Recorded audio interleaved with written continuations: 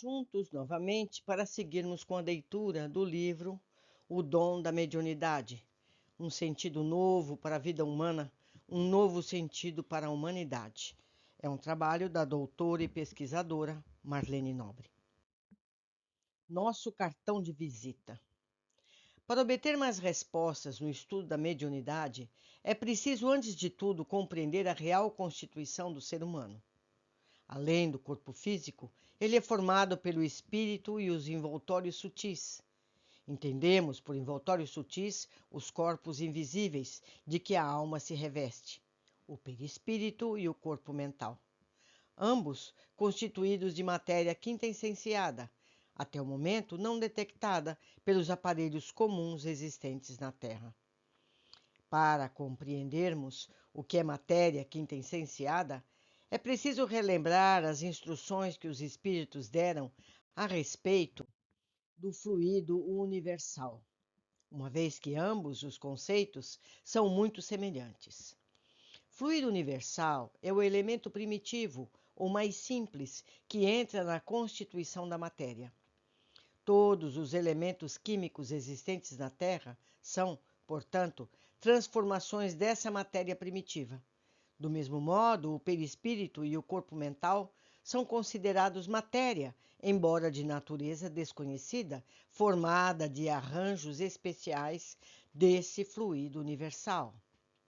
A matéria elementar é, portanto, suscetível de experimentar todas as modificações e de adquirir todas as propriedades, tendo sido isso perfeitamente sintetizado pelos espíritos na expressão tudo está em tudo.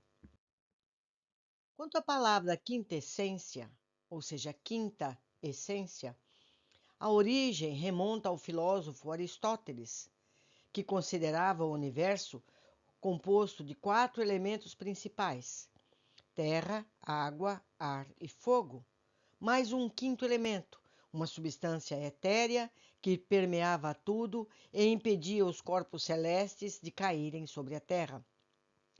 Podemos ver isso em The Quintessential Universe, Scientific American, volume 12, número 2, de 2002.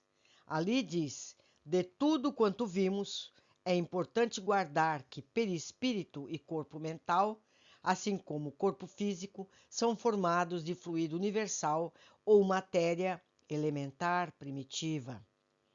De tudo quanto vimos, é importante guardar que perispírito e corpo mental, assim como o corpo físico, são formados de fluido universal ou matéria elementar primitiva.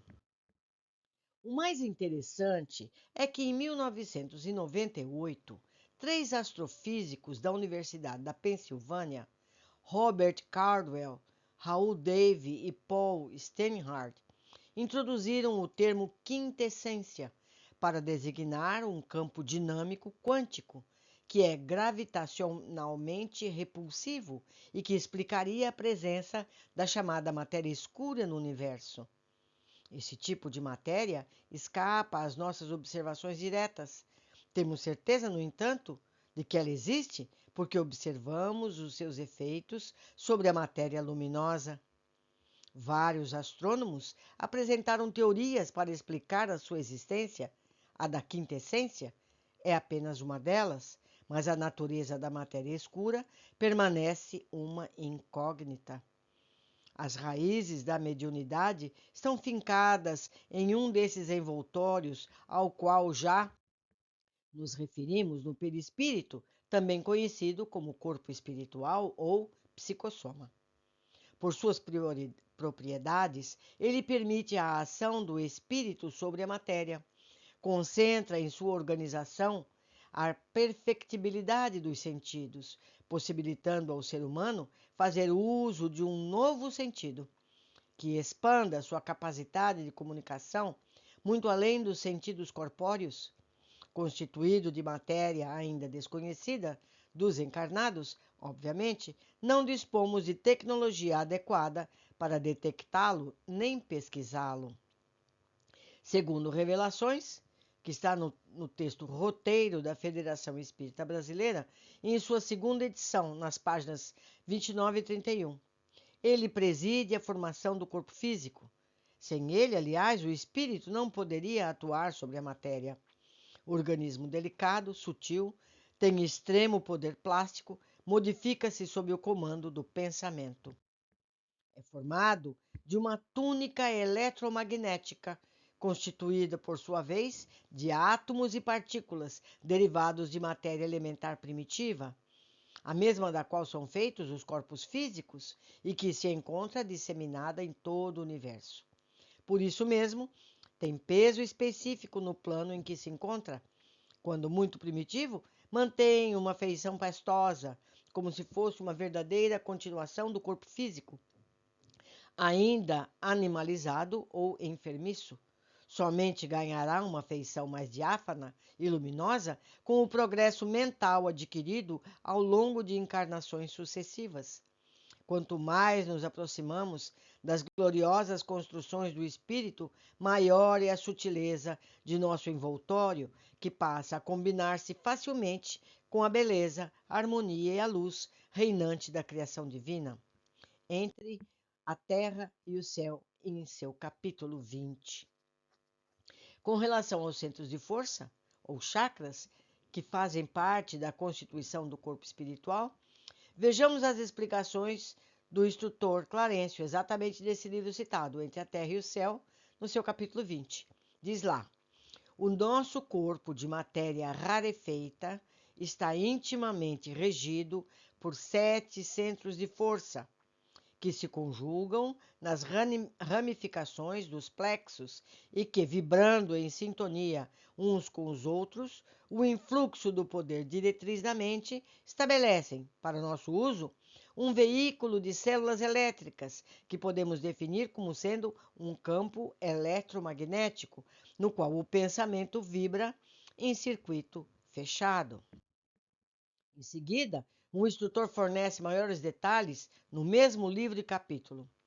Temos, assim, por expressão máxima do veículo que nos serve presentemente, o centro coronário, ou seja, no alto da cabeça, que na Terra é considerado pela filosofia hindu como sendo o loto de 1000 pétalas, por ser o mais significativo em razão do seu alto potencial de radiações, de vez que nele assenta a ligação com a mente, fulgurante sede da consciência. Esse centro recebe em primeiro lugar os estímulos do espírito, comandando os demais, vibrando, todavia, com eles em justo regime de interdependência. Do coronário, continua ele, emanam as energias de sustentação do sistema nervoso e das suas subdivisões, sendo responsável pela alimentação das células do pensamento e o provedor de todos os recursos eletromagnéticos indispensáveis à estabilidade orgânica. É por isso o grande assimilador das energias solares, dos raios da espiritualidade superior, capazes de fornecer a sublimação da alma. E o instrutor espiritual prossegue com as especificações dos demais centros de força. Logo após, anotamos o centro cerebral, contíguo ao centro coronário, que ordena as percepções de variada espécie.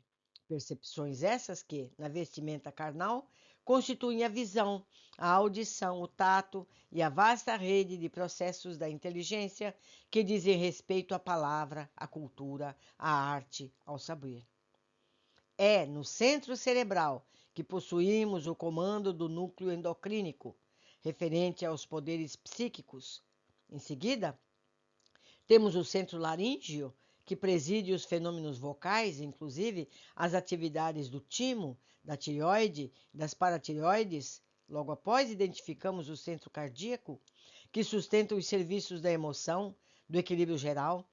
Prosseguindo em nossas observações, assinalamos o centro esplênico, que o corpo denso está sediado no baço, regulando a distribuição e a circulação adequada dos recursos vitais em todos os escaninhos do veículo de que nos servimos.